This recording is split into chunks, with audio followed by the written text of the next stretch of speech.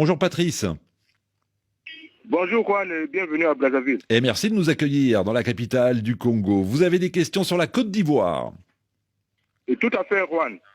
Le président du FPI, Pascal Affi-N'Guessan, a annoncé une alliance avec le parti au pouvoir, alors qu'il est opposant au président Ouattara. Comment expliquer son récent soutien au parti présidentiel? Effectivement, c'est une bonne question, d'autant qu'on se souvient que Pascal Affi-N'Guessan, en 2020, avait refusé de reconnaître la victoire du président sortant Alassane Ouattara. Bonjour Binta Diagne. Bonjour Juan et bonjour Patrice. Merci d'être avec nous Binta, correspondante permanente de RFI à Abidjan. Alors, les propos de Pascal Affi-N'Guessan ont été tenus samedi lors d'une cérémonie de vœux du FPI. Il dit donc vouloir former une alliance avec le RHDP. Expliquez-nous Binta Diagne, pourquoi Pascal Affi-N'Guessan veut-il se rapprocher du parti présidentiel ? Alors tout d'abord, Patrice, il faut savoir que ce soutien, ce n'est pas une adhésion, ce n'est pas une fusion du FPI au sein du RHDP, mais il s'agit bien d'une alliance électorale pour les locales d'octobre et novembre et pour la présidentielle de 2025. Donc sur le papier, le FPI garde son identité.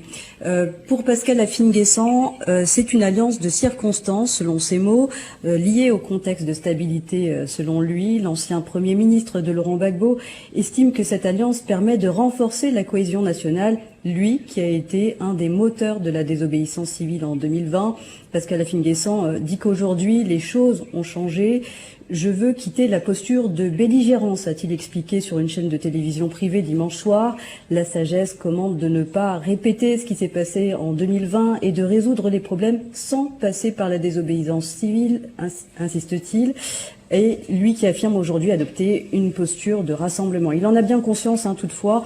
Cette alliance suscite énormément de scepticisme, voire même de critiques de la part des observateurs de la vie politique ivoirienne. Il y a ces détracteurs qui regrettent ce revirement brutal de ce parti de gauche vers une mouvance libérale. Il répond simplement « Nous sommes dans la dynamique d'une critique positive ». Et il pense d'ores et déjà évidemment aux prochaines échéances électorales, les municipales en octobre, et il pense également déjà à la présidentielle de 2025. Alors c'est vrai que sur place, cette alliance suscite de nombreuses réactions. Certains disent que c'est un moyen pour le FPI de continuer à exister sur la scène politique. Patrice, vous avez une autre question ? Oui, quel intérêt le RHDP pourrait-il tirer de cette alliance? Ah, c'est une bonne question, Binta Diagne.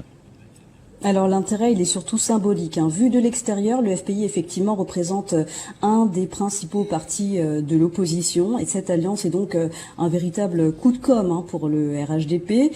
Sur le fond, cela devrait apporter plus de modération finalement dans les discours et moins d'opposition frontale, et en conséquence, cela devrait couper davantage l'herbe sous le pied des partis qui voudraient éventuellement à l'avenir constituer un grand bloc de l'opposition. Et puis enfin, Patrice, cette alliance a évidemment un intérêt électoral. Pour le RHDP, c'est un point de plus qui vient d'être marqué. Il y avait déjà le ralliement en septembre dernier d'Alberto Mabry, qui est surtout implanté dans l'Ouest, et avec le FPI, le RHDP s'assure aujourd'hui le soutien dans le Moronou. En faisant liste commune avec le FPI, cela garantit donc un soutien dans les communes également qui sont très disputées. Et là, je pense notamment aux communes de Yopougon et de Cocody à Abidjan, où la bataille dans les prochains mois sera très rude et où, du coup, chaque soutien, chaque